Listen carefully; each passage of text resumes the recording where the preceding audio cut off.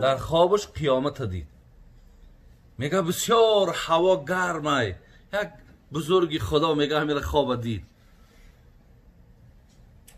یک جوان زهابی در کتاب همین کبایرش میاره، ابراهیم حربی است. بله، همین حضرت میگه وقتی من خواب دیدم قیامت و بسیار میگه احوالم بد بود، بسیار تشنگی غلبم کرد، تشنگی غلبه کرد. میگه نگاه میکنم کودکای بسیاری هم تا ایستاده و دستاشون میگه در ظرفا آب دارن. میگه نزد هر کدامش که میرم میخوام که یک آب بنوشم، آبم نمیتن. بعد میگه پرسیدم شما کیین و این آب برای کیه؟ گفت ما فرزندایی بودیم که در خردسالی از دنیا گذشتیم و امروز این آبها را برای پدر و مادرمون انتظاری داریم که هرگاهی که مشکلاتی که بر بالای پدر و مادرمون آمد، ما از این ظرفهای آب اونها را سیراب میکنیم. ابراهیم حربی میگه درم خواب و میگه یگانه فرزند داشتم. میگه دعا کردم که خدای مهربان همین فرزندی مرا در خردی جانشو بگی. بگذار در همین روز قیامت مثل که همین فرزندایی که امروز منتظر همین پدر و مادراشونه، بگذار فرزندی من در صف همیا باشد. ابراهیم حربی میگه از خواب بیدار شدم که خبر مرگ فرزند ما دادن. آگاه کرد که لیعبدون، من آوردم که شما مرا عبادت کنید. من شما را به این دنیا آوردم که از من فرمان برداری کنید. و چگونه ای که در مردم ما و شما همیشه گویم یک مثل که قریب ضرور گرداندگیم که در بالای هر یک مرده هامون از سوره ملک میخونیم تبارک الذی بیده الملک و هو علی کل شیء قدیر. بعد میگیم الذی خلق الموت والحیات لیبلوکم ایکم احسن عملا. الله گفت من نه تنها مرگ بلکه نه تنها حیات بلکه از عقیبش مرگم آفریدم. و البته علتهای آفرینش اینها هم برادران عزیز و گرامی یعنی چی بوده است؟ الله مهربان در عمل ما را سنجش میکند. خوش به حال آن کسی برادران عزیز و گرامی که در حیات ذخیره های عبادتش بسیاره. هر کسی ذخیره عبادتش زیاد باشد بسیار بنده خوشبخته. باور کنیم برادران عزیز، خوشبختترین بنده در نزد الله مهربان همون بنده هست که ذخیره عبادتش به نهایت زیاده. در حدیث قدسی آمده است الله به حضرت موسی گفت یا موسی الفقر من الحسنات هو الموت الاکبر. این برادرای عزیز این چند روزی که ما سکرات غمرات مرگ میکشیم، منهامون میبندن، خانه آخرت ما میبرن، الله گفت که میدانین که از این ده مرگ و از بین تر چی است؟ با موسی گفت یعنی اینه که تو چقدر جانکنی ها داری، چقدر سختی های جان میچشی. الله گفت میدانی که از این ده با بزرگتر مرگ دیگر است. گفت چی است ای الله مهربان؟ گفت الفقر من الحسنات. اگر تو در بندگی در ذخیرت اگر کمبودی داشته باشی، اگر تو پیش من به عملهای کم نزد من بیای، این برای تو مرگ مشکل است. از این لحاظ برادرای عزیز ما هر کدام دانیم که ما به این دنیا آمدن ما این بیهوده نیست. حضرت عمر الله مهربان از ایشان راضی باشد میگو عز الدنیا بالمال و عز الاخره بصالح الاعمال. دنیا دا میگه 4 سوم داشته باشی همین قدر دیگه در گرد نمی رنگی زنبوره که در گرد اصل در گرد جمع میشوند. مال همه برادر عزیز که دیگر هر خیلی که خواهی مقصد هر بیگانه و خودی همه مقصد مدح و ستایشی تر میکنن برای مال داری تو. ولی گفت این عزت در دنیا هست، ولی حضرت عمر گفتن که عزت آخرت این با عمل صالح هست. اگر چی قدر عمل صالح زیاد شود، ببین چی قدر اما آدم مالدار در این دنیا عزت دارد، شهرت دارد، قیمت دارد، تو با مال نه، تو با عمل صالح همین عزت همین شرف در آخرت صاحب میشه.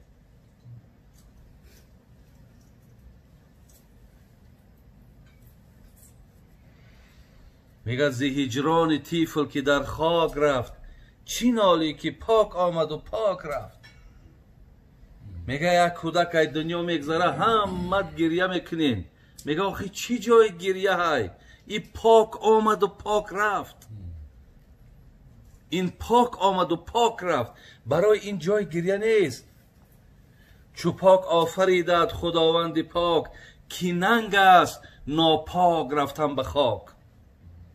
شیخ سعدی میگن بیننگی و بیناموسی و بیحیایی و پستی اینه که تو این دنیا را وقتی که پدرود میگوی در سین سال بگذار 50 و 60 ولی با خودت هیچی نداری. بین یک خانه پاک با یک جسد ناپاک میره. اینجا میگه جای گویم خیلی درمندی، خیلی جای غم، جای دقت اینه برادر عزیز. این مصیبتی که بر بالای برادر ما حاجی محمد جان آمده است، اصلا اگر ما به حدیث ها نگاه کنیم پیامبر نازنین میگه من یرید الله به خیرا یصب منه. با کدام بنده ایم که اگر خیر بخواهم مصیبت زدش میکنم. یعنی مصیبتی که الله بالای بنده می آورده است میگه این خیر ای جانبی من. حضرت انس حدیث روایت میکنه، امام ترمذی اسنادش حسن میگه اذا اراد الله بعبده خیرا عجل له العقوبة في الدنيا و اذا اراد الله بعبده شرا امسك عنه بذنبه حتى يوافق به یوم القیامه. ببینید کدام بنده ای ده الله گفته است من خیر بخواهم مشکلات ها را، نمتری مصیبت ها را، همین خیلی غم ها را بسیار بسرعت بالاش میارم، بسیار بسرعت مثال مبتلاش میکنم. این را پیامبر نازنین میگه. زیرا در عوض اینها برادرای عزیز بنده را چگونه که داملا را خدا خیرتی آیت خوان انما یوفی الصابرون اجرهم بغیر حساب، سوره زمر والله علم آیت های 10 باشد. ببین خدای مهربان در یگان جای قرآن بغیر حساب نامده است مگر برای آن کسی که در مصیبت صبر کنه. میگه آن کسی در مصیبت صبر میکنه اجری به حسابش میتون. ولی من در کتابها خواندم میگه که مصیبت صبر هست که 300 درجه دارد، صبر هست که 600 درجه دارد، صبر هست که 900 درجه دارد. گفتن آن صبری که 300 درجه دارد با عادت خدا صبر دارد، یعنی در فرمان برداری پروردگار هم صبر دارد. چگونه که در اینجا از باب زکات و ای باب روزه و ای باب نماز شب و وقتی همینها دا صبر میکنی و همینها را عبادت میکنی میگه 300 درجه دارد. 600 درجهش همون صبر بده است که وقتی آدم بر گناه کردن قدرت دارد، قادر هست، ولی صبر میکنه و در گناه نزدیک نمیشود. اینجا میگه 600 درجه میوبد. 900 درجه میگه کدام است؟ انامین مصیبتی که بر این خاندان آمد، مصیبتی که مقصد خیلی البته تحملش بسیار مشکل است، ولی وقت بنده در همین صبر میکنه و با همین جدا هممون این لله و این الیه راجعون میگه، این 900 درجه در پیش الله مهربان قدر و قیمت پیدا میکنه. این بزرگی ها برادرها الله میگه فضلا من الله و نعمتان، یا همه بزرگی های ایمان های ایمان است برادرای عزیز که ما با این فرزندمون میبره در پیش چشمون که میوه بگیم دلمون چی میگیم؟ میگیم خدایا ما هم از تو داد نمیگم فیغان نمیکنم. در کتاب همین کبایر ذهبی خواندم میگه یک مرد در خوابش میگه قیامت دید، در خوابش قیامت دید. میگه بسیار هوا گرمه، یک بزرگی خدا میگه همین خواب دید.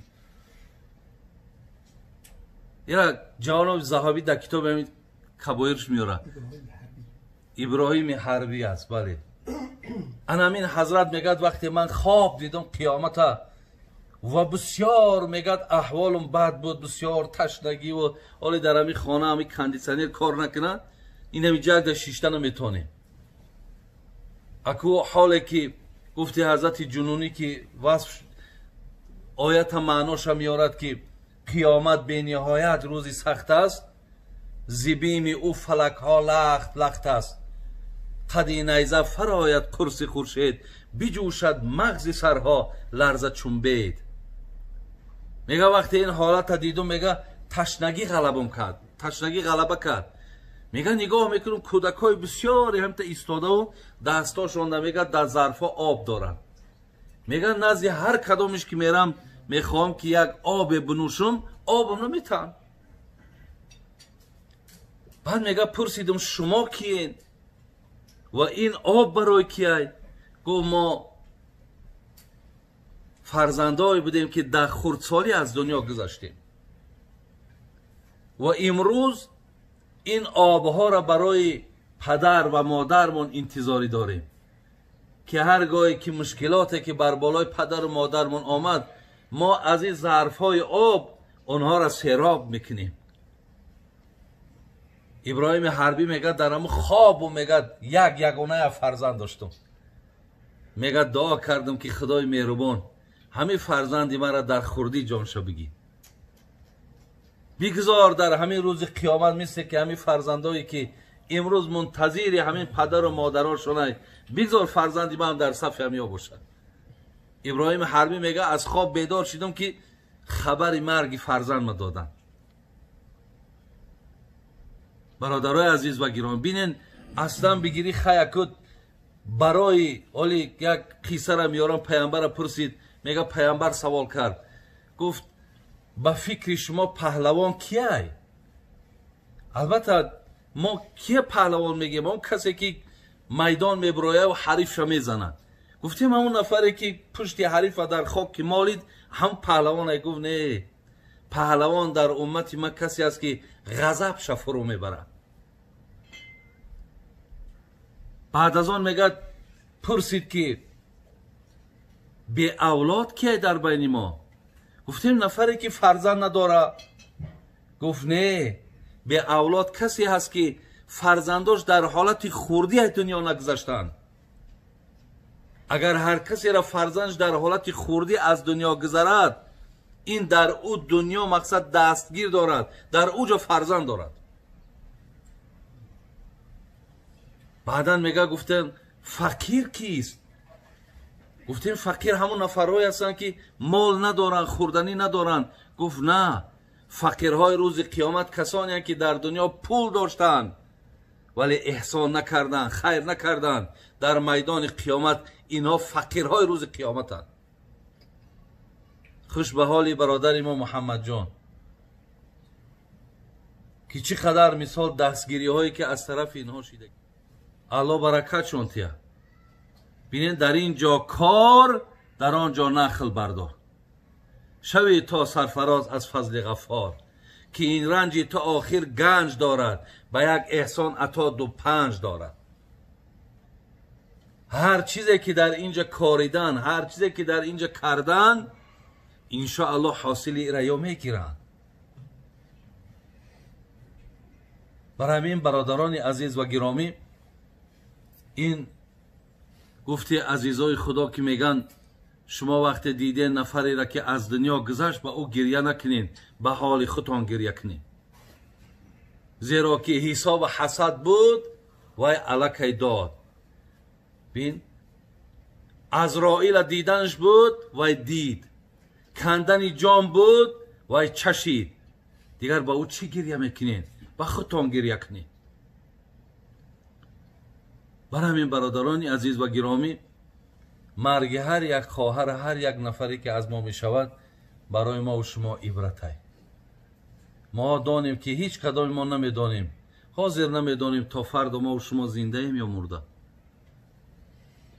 برای همین همیشه در عبادت الله مهربان کوتاهی نکنیم، از خدای مهربان همیشه و همیشه تشکر کنیم، الله را سپاسگزاری کنیم، عمرمان حیاتمان به عبادت گذرانیم.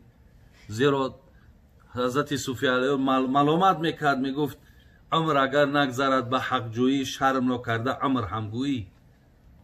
عمر اگر نگذرد در ری مولا، عمر هر گاو و خر از او بالا. حرکت کنیم که عمرهامان با عبادت باشد، در عمرهامان ترس خدا باشد. الله مهربان باز هم این خیرها و احسانها را قبول کنه و خواهرچه ما را خدای مهربان شفاعت کننده برای پدر و مادرش گردانه و در این روزهای خیلی مشکل و وزبین دادر ما محمد جان خانوم شه، اولاد شه، خدای مهربان صبر نصیب گردانه و الله مهربان